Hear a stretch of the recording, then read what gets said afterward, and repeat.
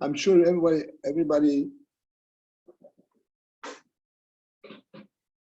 is conscious and experiences the circumstances on which we're getting together. Just 1 second. Can it be a little more centered, the video? Yeah, we can anyway you want. Okay, fine. A little more, a little more. A little more to the same direction? No, the other way. Yeah, that's it. Perfect. Okay. Okay.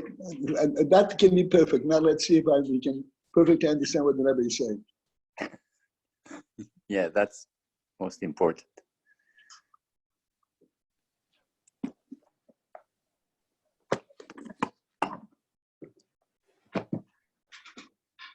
All right. I suggest we start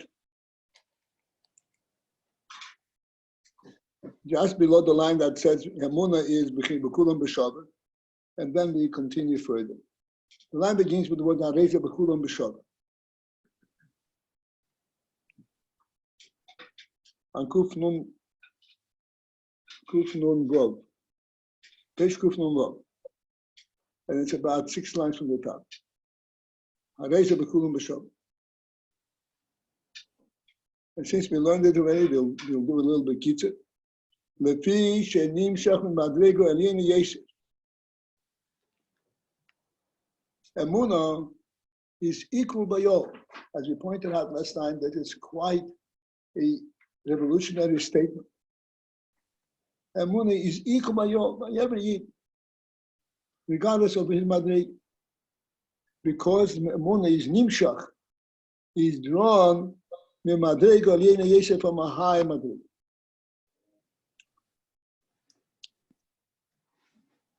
And we started discussing this last time.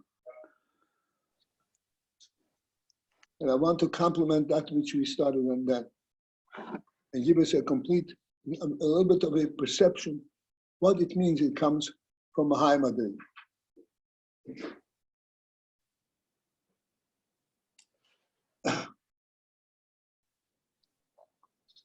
And again, as always, we'll take a very simple motion. You come to a feast, to a simcha, to a chasana. And chasana, everyone has his own place. And everyone is served his own plate. So despite the fact that everyone eats from his own plate, in his own place, each plate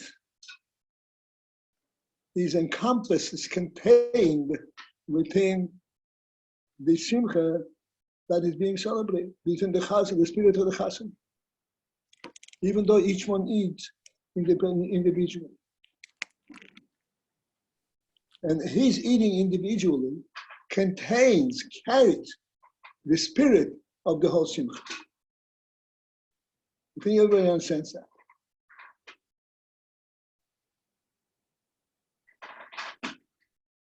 To use that analogy, you go to Emunah. Emunah, Rebbe says, Harei zeh b'kulam b'shot, is equal by all. Please understand what that means.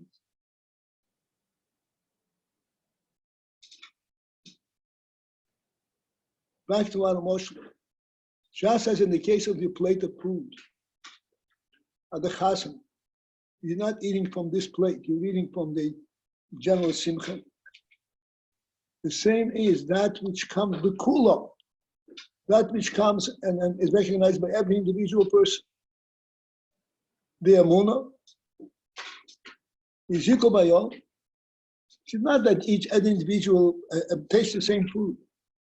He's eating from the food that everyone that joins them together. Emunah is b'kulam b'shaber, is equal by all. Again, Emunah could be recognized as something that each one understands on his own, but this will not make it b'kulam b'shaber. In order to be b'kulam b'shaber, they have to receive it from the same source, from one and the same source. They have to be encompassed and inspired by the very same, not similar, the same spirit. This is how you can become the Kulam B'Shov.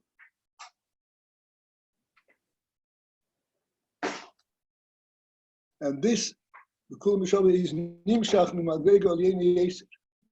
It's drawn from a high madrega. Again, not to be misunderstood. When it says Nimshach Mimadrega Al Yin Yeser,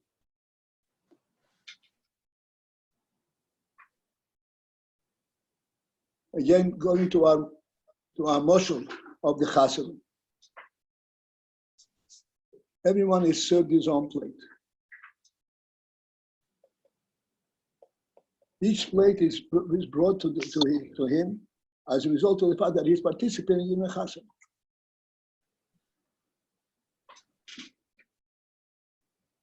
This participation and the Chassid element does not end at the point when he gets his plate. Now he already has his plate, so then that's it, he's got his portion, so to speak. The plate is only an attestation, an allusion to the fact that he is part of the Chassid. And in order for him to serve his plate, he has to be part of the Chassid. So that the Chassid actually embraces him and all other people that are there equally, together, as one real presence. This is the Pshat Emunah is Bekulam B'Shov. And this is Pshat Nich Madrega Al Yin Yeser.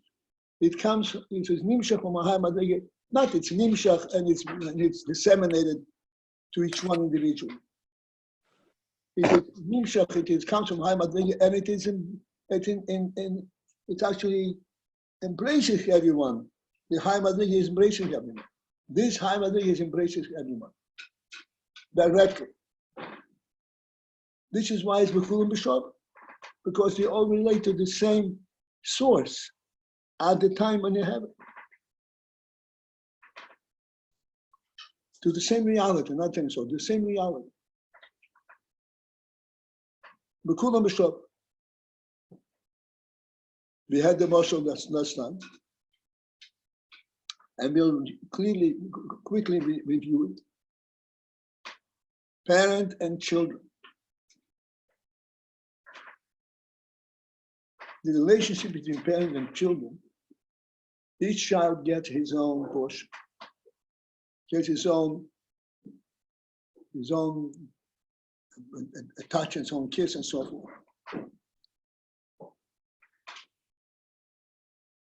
But the relationship that children have with the parent is one and the same parent. It is not only that which is disseminated from the parent.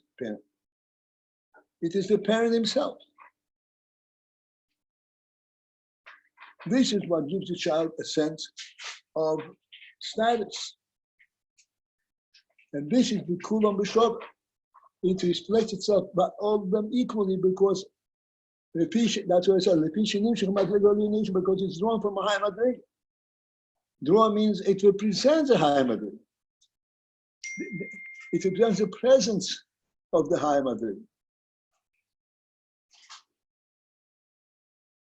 It actually presents the presence of the high madrega. The word Nimshach, I said last time, and I want to elaborate. The word Nimshach, which means it's drawn. And this could be a little bit misleading. Drawn means it comes from, and now it becomes your property, and it's by you. It comes from there, but now it is your thing. But this is not at all what the Rebbe needs to say. Even though the Rebbe says the word Nimshach, and I want to explain what that means in Nimshach Madrega means. Nimshach does not mean it's drawn and becomes part of the lower Madrega. Nimshach means it is the effect, not it's drawn from. It is the effect of the high Madrega. It is direct effect of the Heimat, the presence of the Heimat. The word Nimshach over here, its effect is from a Heimat. This is why it's Bekulam B'Shoba. Because everyone is affected by the very same, not similar, but very same, in like children and parents.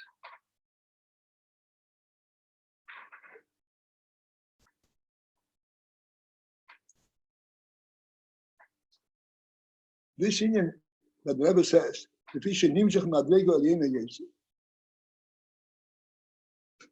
what is the influence there? Because it comes from high Madriga. That's why it's equal by all. It comes from a high Madriga, which means this high Madriga encompasses all. It's not disseminated. Everyone knows it's disseminated, given out. It comes from high Madriga. Again, back to the chassan. The food is disseminated. But the simcha of the chasana is not disseminated. It is one and the same in the entire whole, to everyone. The very same.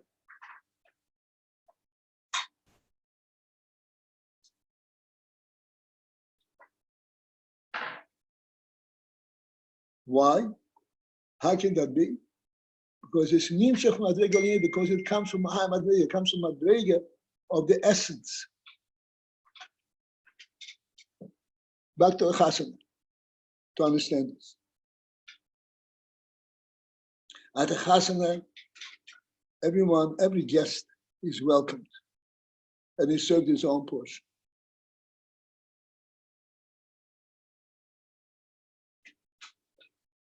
But then there is an overall spirit at the chasana. The overall spirit of the chasana is that it's a chasana. It's not a simcha, it's not a cause for celebration. It's not something that we enjoy the meal is enjoy each other company. It's none of the above. It is the essence of the simcha. It is from the essence of the simcha, because there is a chosan kala.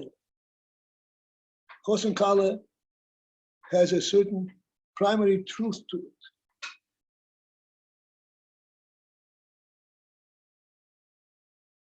Chosan kala represents a simcha for Klal Yisrael.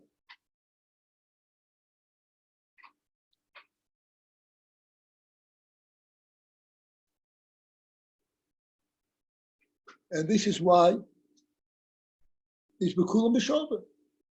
It's all equal by all, because it is the one and the same reality that touches them all. Not the similar spirit, the very same entity. Just about the parent and the child. It's not the spirit, it is the parent himself that touches each child.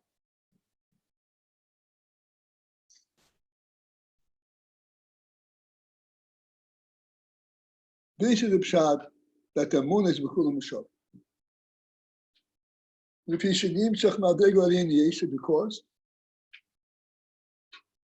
the effect of a moon comes as a result of the presence of the high Madriga.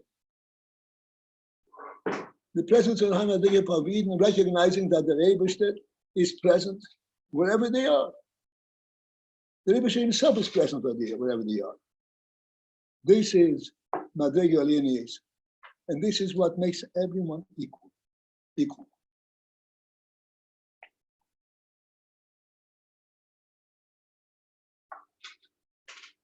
When it comes to Kiddush Hashem,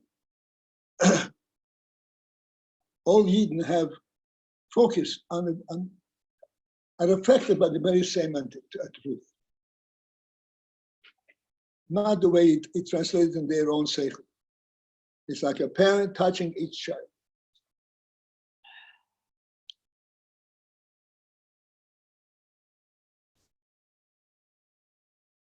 Okay, I want to continue further in this line.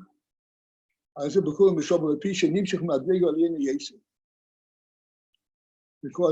the word nimshach over here may be misleading, that's why I'm coming back to it. Nimshach means it's nimshach, it's drawn. and then it becomes yours. That's normally the trans nimshach. But here, it does not mean that. Here, nimshach does not mean it's drawn and becomes yours. It is the direct effect of the Hamadri. Amun is a direct effect of the Hamadri. It's not nimshach that become yours. It is directly affected by the Hamadri. Let's continue further. Umizeh, and thus from this high madrig that is present and encompasses every yid and touches every yid directly. Oh, this is where it becomes koyach kiddush Hashem. The koyach, the force, the koyach, the ability, more the ability, the essence of kiddush Hashem. Sheyesh be Israel, that is present by you. I pointed out last time, and now I'd like to elaborate on it more. Kiddush Hashem alludes to the union from the Mesiras Nefesh, Rahman al-Islam. Mesiras Nefesh effectively means that a Yid is ready to give up his life in order not to violate the truth of the divine truth, to deny the divine truth. But here, the Rebbe specifically uses the word Kodesh Kiddush Hashem, Kodesh Kiddush Hashem, not Mesiras Nefesh. We discussed it last time, and I'd like to bring it more forward. Koyach Kiddush Hashem is not the union from Mesiras Nefesh. A much deeper and much higher stance. Mesiras Nefesh is the giving up one's life. I can't violate this, and therefore I'm ready to be mafki, so to speak. Throw my life on the side. Koyach Kiddush Hashem, that's what it's called a koyach. Mesiras Nefesh is not a koyach. Mesiras Nefesh is giving up. Koyach Kiddush Hashem is a koyach hanefesh. It's a force. It's a stance.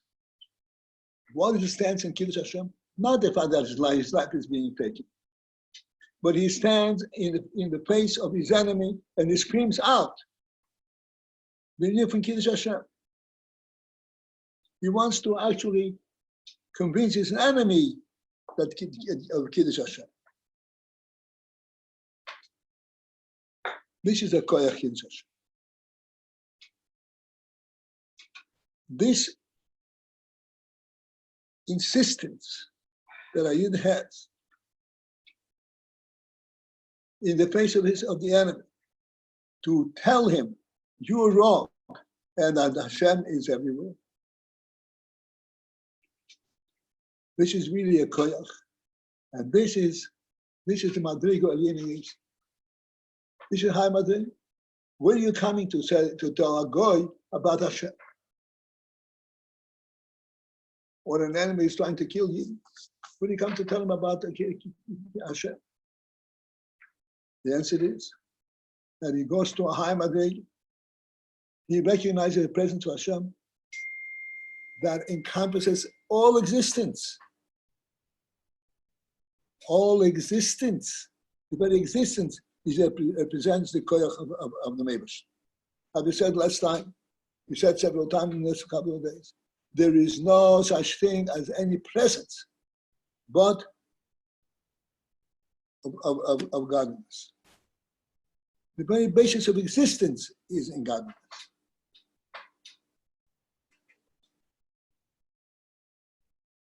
This is why a Yid can stand up in the face of the enemy of Elokus, the enemy of godliness, and scream out. You should know that Hashem is everywhere. How do you expect him to recognize Hashem is everywhere? When you're talking about Hashem, the reality of Hashem, the very presence of Hashem, everyone really is aware of it.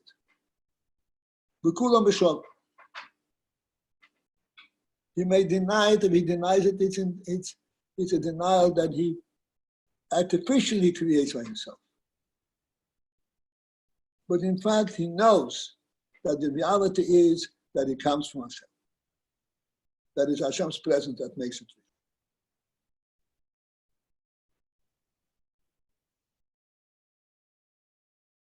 real. And this is where we said is the koyach of Kiddush Hashem, not the koyach of Mesiras Nefesh.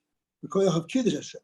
Koyach Hashem is to stand up and to declare Hashem's presence in the face of those who are denying it.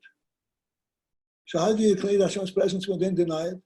Because you know clearly that their denial is only superficial. They're not really denying it. Because his presence permeates all existence. And they too know that they're lying to themselves when they deny it.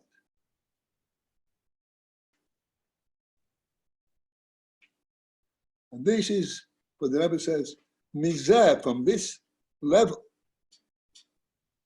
of the madrege that we say, b'kulam b'shav, that touches everyone equally. This is the source of the koyach Kiddush Hashem. The koyach Kiddush Hashem. Again, I said Mesiras Nefesh is a different term, and the Rebbe uses the word Kiddush Hashem. Mesiras Nefesh means you give up your life. Kiddush Hashem is standing up in the face of the enemy and say, "Hey, you forgot about God. Come on. What kind of chutzpah is this?" This is Koyach Kiddush Hashem. Sheyesh b'Yisrael, that is present by every Yid. A Yid is capable to stand up in the face of the enemy, one who declares is fighting against Hashem, and tell him, you are lying to yourself.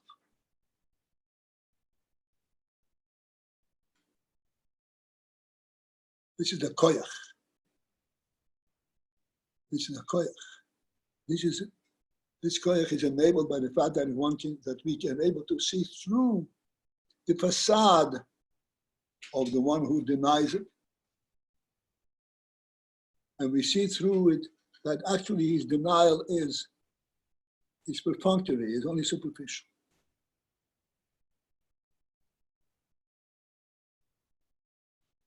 Deep down, he also relates to this truth. Cannot but relate to this.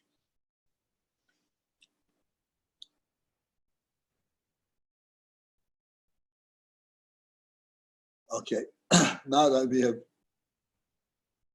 reached this, I want to go further. We're on the line that begins with the word Yisrael, which is 7 lines from there, 6 lines from there, from the top, from Kreis Kuf, Mumbo. And also, Bechinas Ho'ava Musteres. Bechinas, the aspect, the sense of Ahava Musteres, the concealed Ahava. Sheyesh B'Kol Echad V'Echad, that is present in everyone, every individual. Behelem, in a very concealed way, in a very subtle way. He doesn't even sense it. And yet, there is this subtle ahava that is behelem, that's concealed deep down in every soul. Likole v'lidovek. What is this ahava?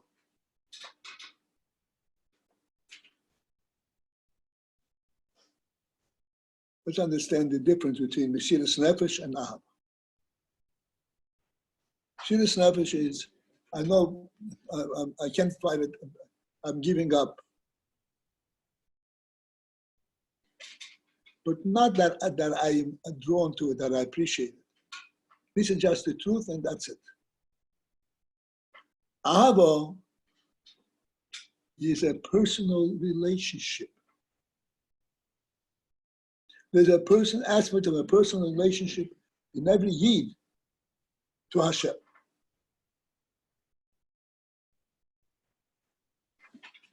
And this is called Ava Musteres, the subtle and concealed Ava. Ava is a koyach, is a real feel of Ava, love. So how come we're not aware of it? Because this Ava is so deep and such a powerful Ava that it has to be concealed inside the worldly orientation. However, this Ava Musteres, sheyesh b'kol echad v'yechad, is present in every individual, behelem, and it's present behelem in a concealed manner. And what is the Ahava consist in? If it is concealed, so how can you call it Ahava? Ahava means is a functional koich. Normally Ahava is declared, I love you. What is this Ahava? Musteres, a concealed Ahava that is present in everyone. Behelem. Behelem concealed, so how is it an Ahava? The answer is, it is an Ahava that screams out from inside, Likolel v'li dovek, to be incorporated and to connect. This is why it's called Ahava, because it's actually functionally, actively drawn to it, actively wants it to be incorporated and included and to be connected. But it's musteres. Musteres does not mean it is not functional. Musteres means it is contained within the soul. It does not express itself in the functioning koiches, in seichel amidus. The seichel amidus have no access to it, do not sense it. But it's contained in the very fabric of the soul itself.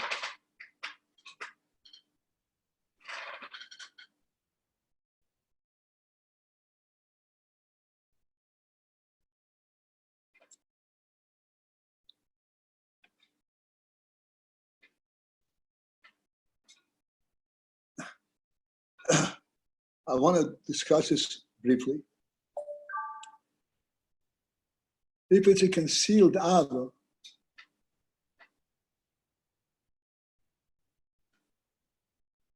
how does it manifest itself? Where do you recognize that there is the Ava? It's concealed.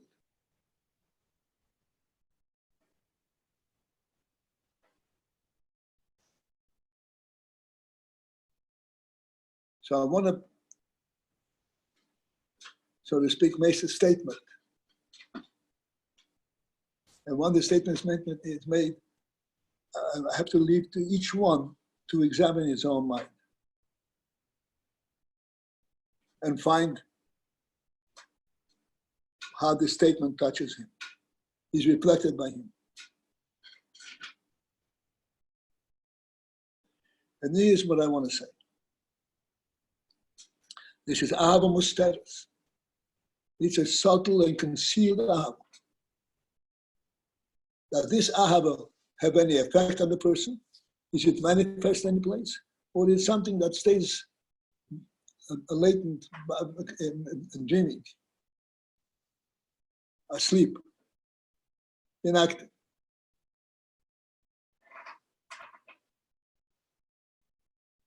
The real truth is, please understand, the very power that gets each one of us out in the morning, up in the morning, to go and be participating in the world and do our thing. This power that draws us to participate in the reality of life, in the reality of the world, this is an Ahava Musteres. We think, it seems to us, we get up because we need to go to the job. We need to supply our needs and so forth. This is not what activates our movements.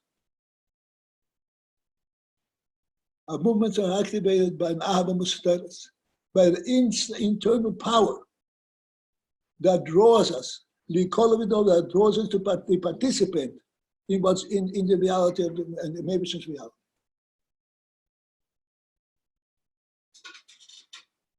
This is called Ahava Musteres.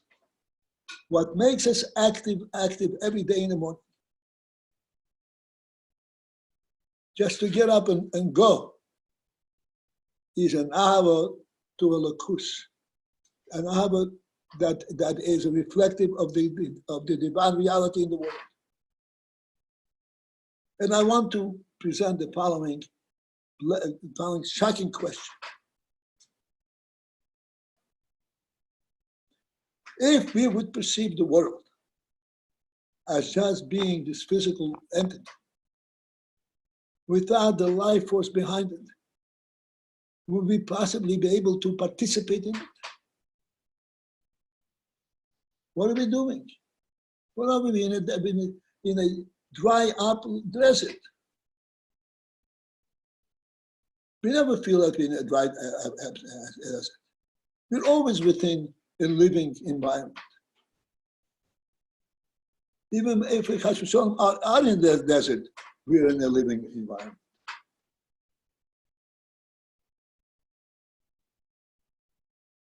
This living environment is reflected in this Ahava Musteres.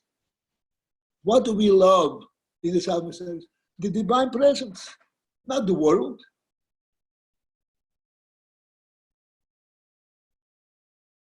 It is the sense of a spirit that engulfs and embraces the entire existence that gets us out of bed in the morning.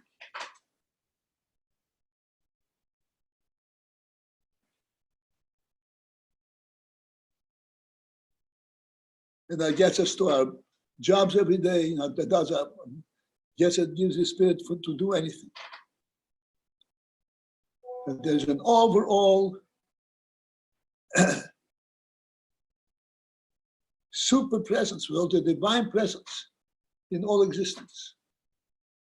And this is what we want to participate. This is what gives us the spirit to participate, to go on.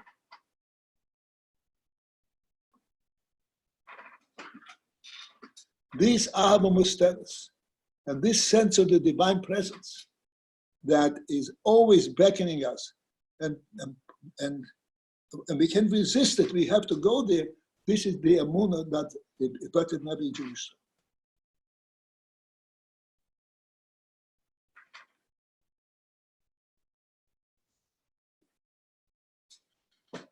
This Amunah, thusly, is rooted and represents the supreme divine presence in everything that makes everything, enables everything to be. I changed the word from makes to enables so that we understand it does not make it. It is enables. This is the background. This is the basis for all existence. This is the basis for all interest.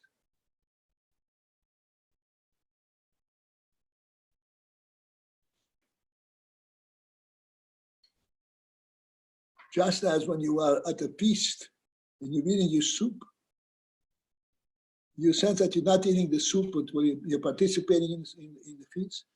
The same is true in all our activities. Whatever we do, as important as it may be, this is not what we are actually focused on. We're focused on what are here participating in the divine truth, in the divine life, reality. And this is why we will not give it up at any cost, under any cost, under any circumstances.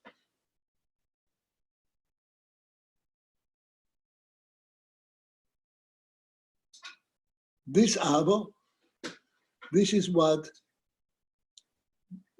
calls for us, and it is a force that draws us. It draws us to be part and parcel of it. Not because we want to get something, we just want to be part of it.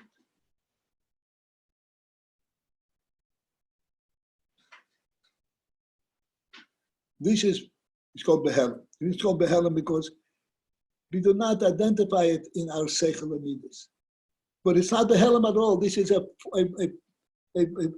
powerful force that won't let us stay away.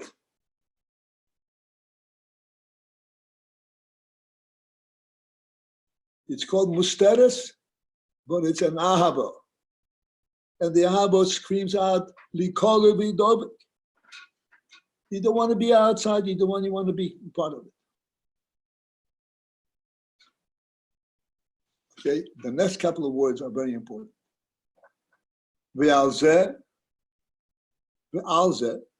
and respecting this Ahava and this draw, Likolu b'dobik, which is, we said, is blatant, is concealed in so to speak, a subtle draw. And regarding this particular moment, that there is this ahava, but it's concealed. Yesh bechira b'kol echad miYisrael. This is where this bechira comes in. One may ask a question. You say that you have bechira. What is a bechira? He is completely imbued and embraced by Elikus. You say the connected Elikus is bechira. What is bechira?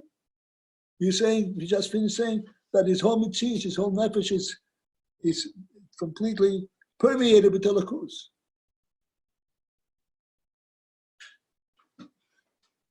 This is what the Rebbe explains. It's permeated with Elikus. But this permeation remains internal to the soul.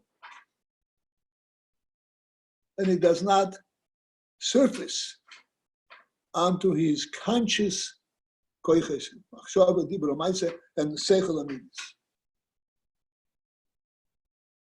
Seichel amidas are involved in the worldly arena, and they don't relate, they don't recognize the Elikus spirit that's behind it. And here is where the bechira comes in. Regarding this, expressing this, there's a bechira, there's a power of choice. Because lechad me Yisrael, you never eat. It's clear that we'll be talking something extremely subtle and extremely important. You never eat. Because lechad me Yisrael, never eat. There's an element that's called bechira. Bechira means a choice.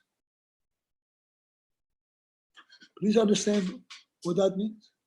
A choice means you can go either way, one way or the other.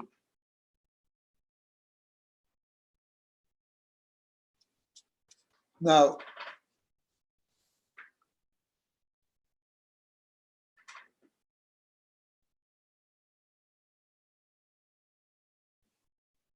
if you say there is a choice,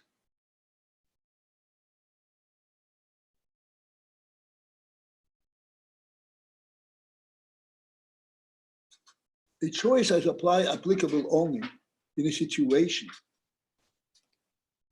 where there is not an obvious and overt difference between how you choose.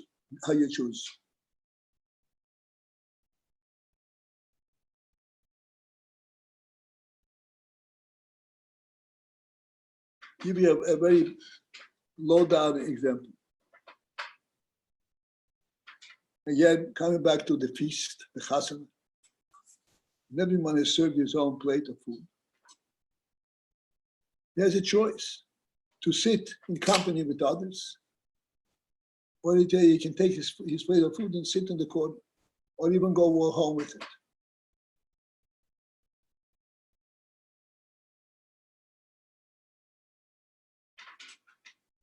You still have the same plate of food.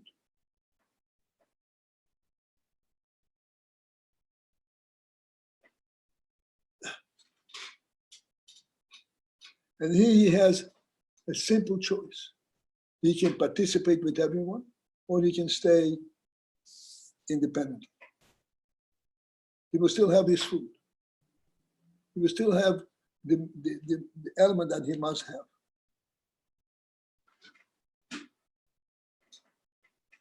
And this is what the Rebbe says. This ahava is musteres. Is contained within every need. He can go on living a life and participating in life and enjoying his life, everything in life, while leaving this ahava musteres, him consumed. He will still be getting up in the morning, and he was still going to his job, and he was still getting breakfast and so forth.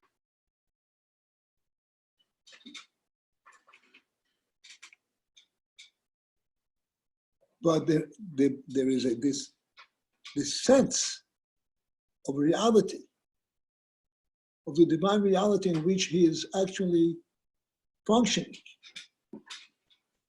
remains muster concealed. That remains on a concealed in a distant reality. But here is where he has bechira. Has a choice. Because he is aware, he experiences this truth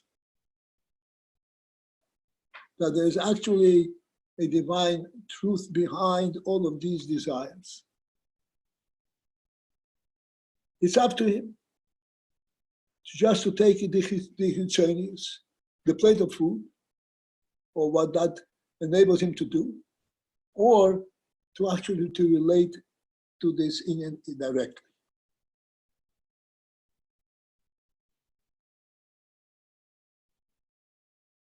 This indirectly, this is the source of chayes. He can ignore it and just take the functional aspect of it. He can go to his job and do all the things that he has to do. This is what the Rebbe says. Yesh bechira b'kol echad miYisrael.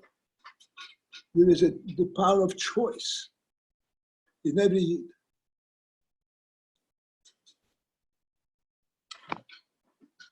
And what is the choice about? He has the power, he has the ability to bring it forth, be his galus, that it should be, it should be in the revealed state, mehastira, from this concealed way. He can bring it out from the concealed, from the latent state to a conscious state. Mehastira, sheyoyir, so that it will shine. I'll explain the word yoyir in a moment. Sheyoyir, it should shine, gam besichloi, even in his seichel, umoichoi, and in his brain, ubeliboi, and in his heart. He has the bechira, but this is a real bechira, because the bechira is a conscious choice. What's the choice about? The choice is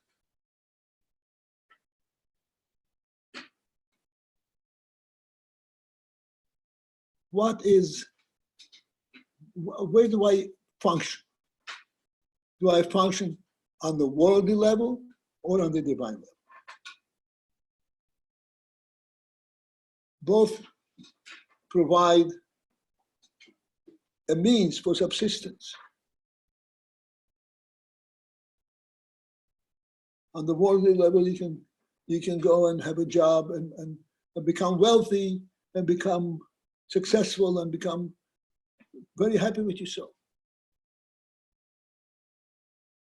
On the divine level, it's a completely different focus, where you recognize that you are actually functioning on a divine reality. And there's bechira. You have a choice to relate to the reality of the divine reality or to the worldly reality.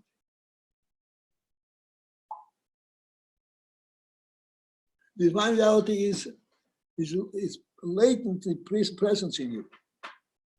But it's latent. It's concealed. It's an underscore,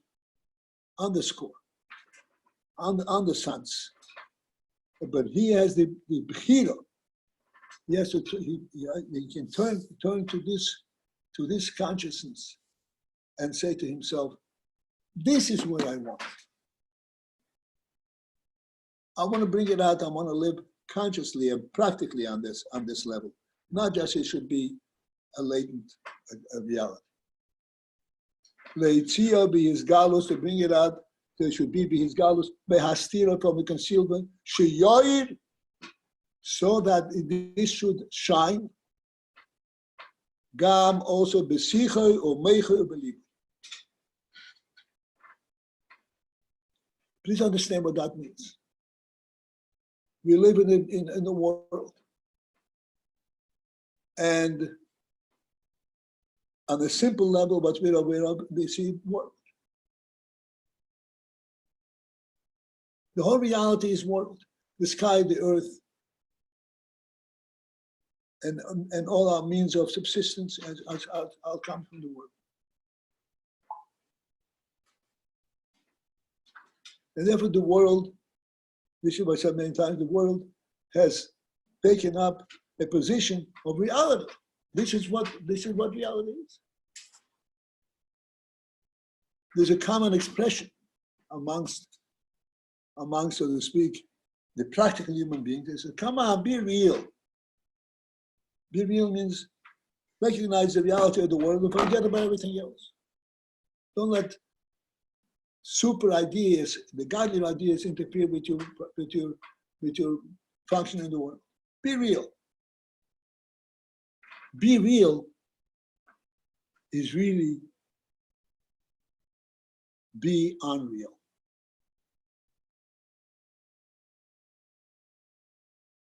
Abandon your sense of reality and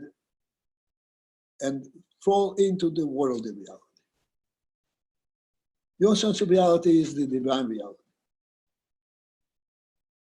Forget about that. Allow yourself to be absorbed by the superficial, by the tangible reality. This is the expression be real. Be real is a complete opposite of being real.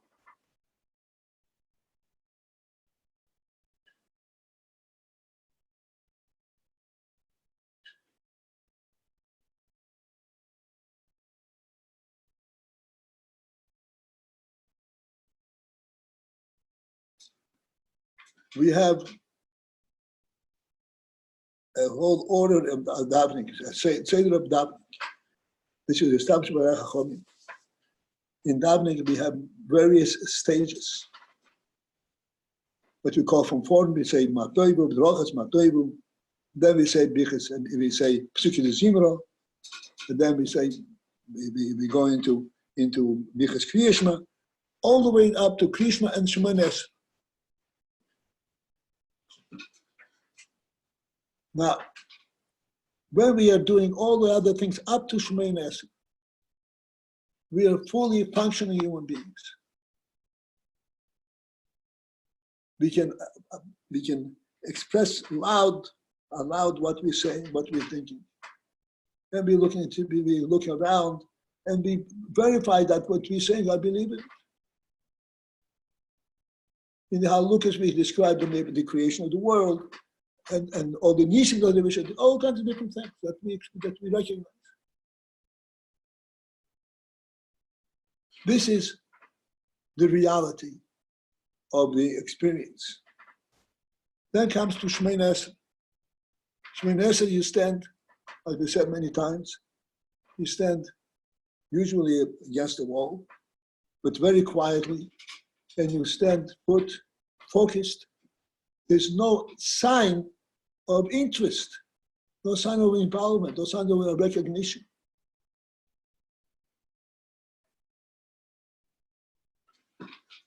What is more real on the apparent level? when you're saying Pirkei Zimra and everything else, or when you're saying Sheminas?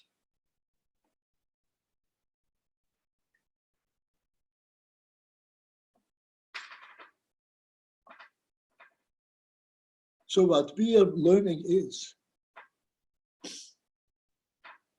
that yes, all the things that we do, Pirkei Zimra and everything, this is only a hachana. It's only a stepping stone, a preparation for Sheminas. This is what enables, brings us to the point of Sheminas. Point of Sheminas is when we stand in front of the neighbors and there's nothing else at all. We can't even look out, we can't gesture into anything. We have to focus in on one thing, on the reality that we're standing. We're staying in front of the neighbors. These are two contrasts, a contrast between two realities that we're experiencing every day in that.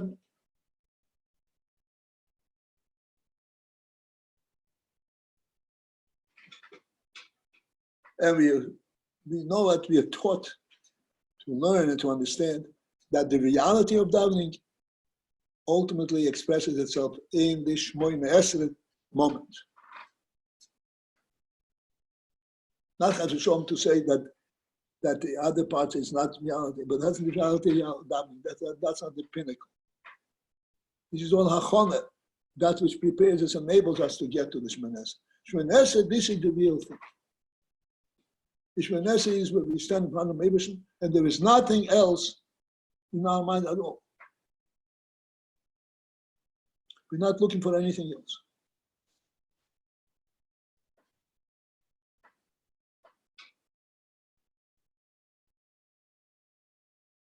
This is the principle of bringing out,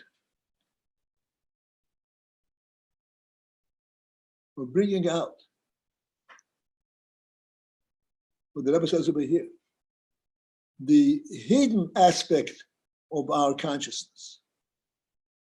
The knowing that the divine truth, not divine truth, the only truth, and to relate to the divine reality exclusively, not as it's manifest in the world.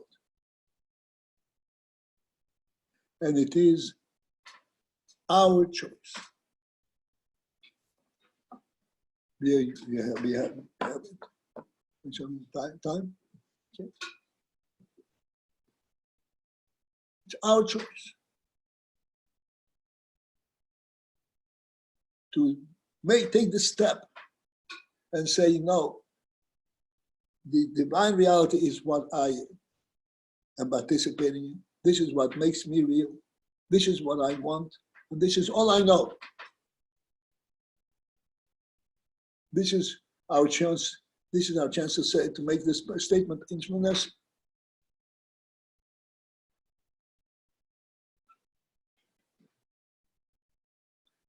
If we make this statement in Shemona Esrei, that carries us through the day. Once we've gone there, we had that experience for the moment, the world is no longer the same world.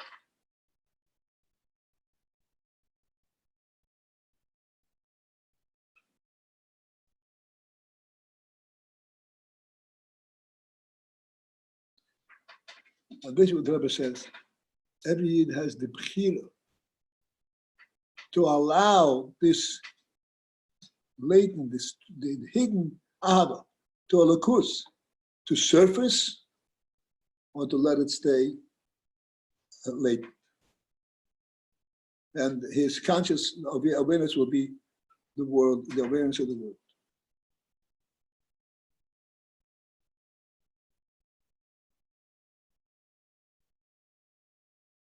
It's a very challenging, very challenging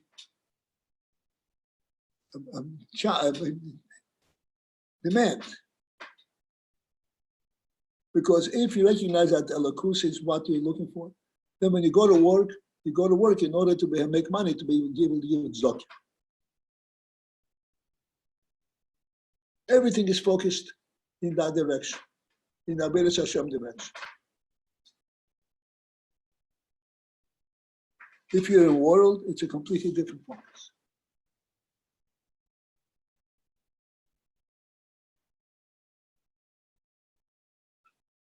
This is why the Chachamim have established, and we have the Minhag Bayans, that in the middle of davening you must give tzedakah.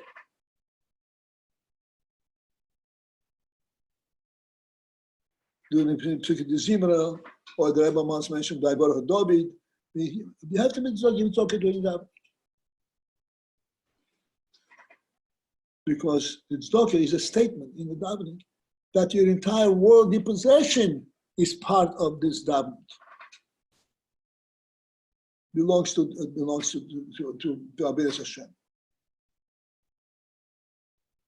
It's not two different worlds.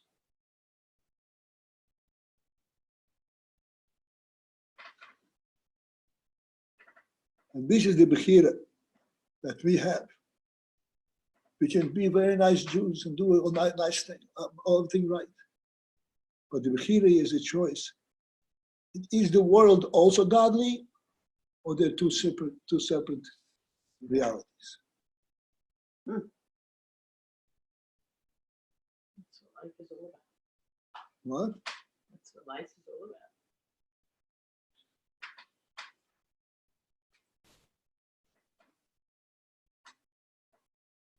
about. I'm one lucky man.